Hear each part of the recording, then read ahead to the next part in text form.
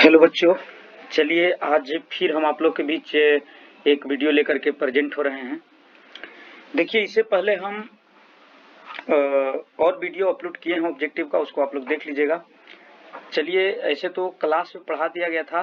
ये जो देख रहे हैं पहला जो चैप्टर है sweetest love I do not गो, है ना, क्लास में से बता दिया गया था। लेकिन मैंने सोचा कि ऑब्जेक्टिव का वीडियो जो है आप लोग के बीच बना करके इसको अच्छा से, जो इम्पोर्टेंट है, बहुत ही इम्पोर्टेंट है, इस सब को मैंने चाहा कि आप लोग को बीच जो है इसको सेंड कर दिया जाए ताकि आप लोग अच्छा से देख लीजिएगा। तो बिना समय बिताए, देखिए इससे पहले जो है ना आप लोग को हम और ऑब्जेक्टिव का वीडियो बना दिए हैं, उसको आप लोग देख लीजिएगा। चलिए बिना समय बिताए हम लोग देखते हैं। देखिए, ये जितने भी ऑब्जेक्टिव्स हैं ना क्वेश्चन, ये सब के सब इम्पोर्टेंट है, ठीक है। तो अच्छा से आप लोग देख लीजिएगा। ऐसे पैकेज के माध्यम से तो बता ही दिया गया है, लेकिन अगर इसको यहाँ पर आप लोग देख लेते हैं अच्छे से तो सारी बातें आप लोगों को समझ में आ जाएगा, ठीक है। चलिए देखिए, पहला जो आपका क्वेश्चन है, पहला क्वेश्चन में कह रहा है कि sweetest love I do not, sweetest love I do not go has been written by, has been written by. करे कि जो sweetest love I do not go, ये जो पोएम है ना, ये जो पोएम है ये लिखा गया है किसके द्वारा? तो देखिए ये जो है लिखा गया, आपको बता दें कि जॉन डॉन के द्वारा। किसके द्वारा लिखा गया है? जॉन डॉन के द्वारा, ठीक है। देखिए ये जो प्रारंभ से लेकर के 1 to 10 जो आप देख रहे हैं, 1 to 10 जो आप देख रहे हैं, यहाँ से यहाँ तक जो आपको बता रहा हूँ कि ये जो ऑब्जेक्टिव है, ये जो ऑब्जेक्टिव आप देख रहे हैं यहाँ से यहाँ तक 10 तक, 1 to 10, ये बहुत ही इंपॉर्टेंट है, यानी पोएट से रिलेटेड है लेकिन बहुत इंपॉर्टेंट है। चलिए कह रहा है, आप देख सकते हैं दूसरा क्वेश्चन कह रहा है कि John don is, John Donne एक हैं, कैसा पोएट है? देखिए इसको हम लोग कहते हैं मेटाफिजिकल पोएट। अब कोई पूछे कि मेटाफिजिकल पोएट क्या होता है, तो देखिए मेटाफिजिकल के मतलब, हम लोग मेटाफिजिकल वैसे पोएट को कहते हैं जो लिखते हैं लव से रिलेटेड लिखते हैं, या फिर ये कहिए कि आपको डेथ से रिलेटेड लिखते हैं, या फिर ये कहिए कि जो है ना बर्थ से रिलेटेड जो लिखते हैं। इन सभी चीजों पर जो लिखने वाले जो पोएट होते हैं, ये सब को हम लोग कहते हैं मेटाफिजिकल, जिसका हिंदी होता है आध्यात्मिक। क्या होता है? आध्यात्मिक होता है, जिसका हिंदी होता है आध्यात्मिक, ठीक है। तो आप समझ गए होंगे, इनको मेटाफिजिकल कहा जाता है। इसमें आप लोग को ट्रिक बताए थे कि मेटा को बदल दीजिए थोड़ा समय के लिए मोटा में, और फिजिकल जो है ये शारीरिक होता है, फिजिकल के मतलब, तो जिसका शरीर मोटा रहेगा वही आदमी बनेगा क्या चीज? डॉन। तो याद रखना है कि जॉन डॉन जो थे वो कैसा पोएट थे? मेटाफिजिकल पोएट थे। चलिए यहाँ तक तो आप लोग के क्लियर है। अब अगर हम अगला क्वेश्चन की बात करें, अब हम लोग अगर अगला क्वेश्चन की बात करें तो देखिए ये जो क्वेश्चन है आपको, थर्ड जो क्वेश्चन है, ये क्या कह रहा है? कह रहा है कि जॉन डॉन जो है ना was born and died in, John Donne जन्म लिए थे और मरे थे कब? 1572 में इनका जन्म हुआ और 1631 में इनका मृत्यु हो गया था। कब जन्म हुआ? 1572 में, और मृत्यु हुआ 1631 ईस्वी में, ठीक है। तो इसको आप लोग देख लीजिएगा। इसके बाद अगर चौथा क्वेश्चन की हम बात करें तो कह रहा है कि John Donne belongs to, John Donne संबंध रखते हैं कहाँ से? इंग्लैंड से। याद रखिएगा इनका जन्म जो है लंदन में हुआ था, जो कि इंग्लैंड की राजधानी है। तो इंग्लैंड में इनका अगर पूछा जाए कि कहाँ के रहने वाले हैं तो बता देना है कि इंग्लैंड के रहने वाले हैं, ठीक है। इसके बाद अगर क्वेश्चन नंबर 5 की बात करें तो कह रहा है कि the religion of John Donne का जो धर्म था वो क्या था? तो देखिए यहाँ पर लिखा हुआ कैथोलिक धर्म से बिलोंग करते थे, कैथोलिक धर्म, है ना। इनका जो धर्म था वो क्या था? कैथोलिक था। कैथोलिक किसको कहा जाता है? तो कैथोलिक देखिए क्रिश्चियन का एक भाग होता है। कहीं कहीं इस कैथोलिक के पहले लिखा हुआ रहता है रोमन, है ना, तो याद रखना है रोमन कैथोलिक भी थे। तो रोमन के जो क्रिश्चियन होते हैं ना, क्रिश्चियन का जो है ना ये पार्ट है, यानी रोमन कैथोलिक भी आप कह सकते हैं या कैथोलिक भी कह सकते हैं।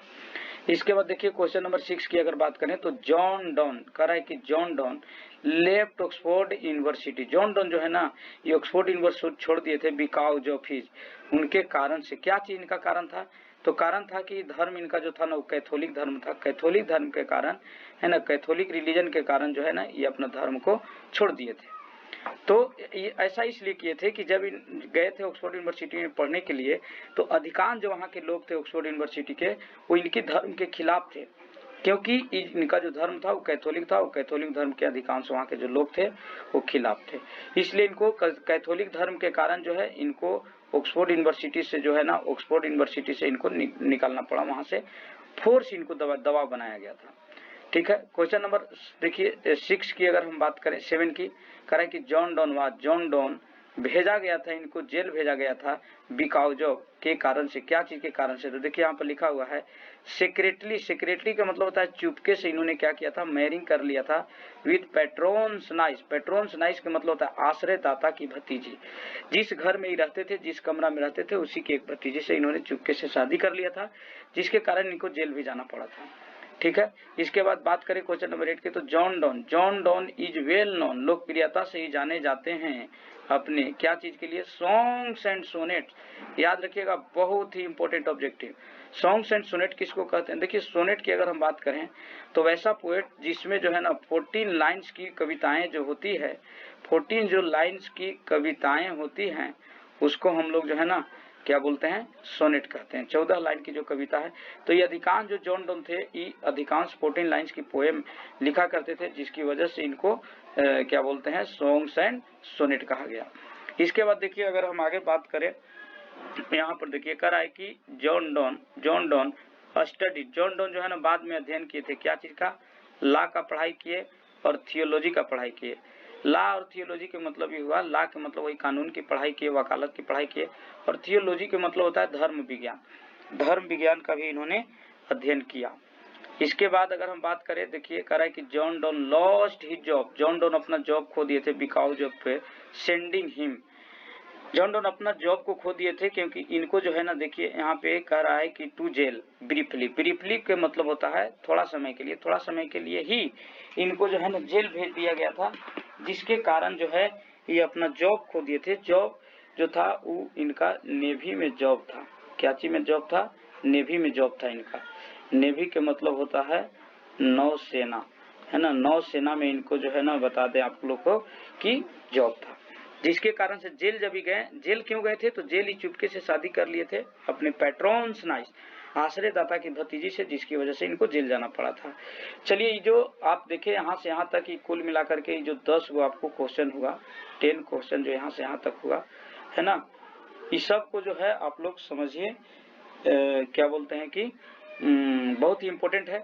इसके बाद देखिए आगे हम बात करें, क्वेश्चन नंबर 11 करा कि the poem of 14 lines, 14 line की जो कविता है उसे कहा जाता है, क्या कहा जाता है, तो देखिए अभी हम तुरंत आपको बता रहे थे सोनेट, है ना, सोनेट कहा जाता है, जो कविता 14 लाइन की होता है उसे सोनेट कहते हैं। इसके बाद कह रहा है क्वेश्चन नंबर 12 कि John don compare, John Donne जो है ना तुलना करते हैं अपनी यात्रा को, किसको से करते हैं, तो देखिए चैप्टर जब पढ़ा रहे थे तो बताए थे द सन, सूर्य से करते हैं।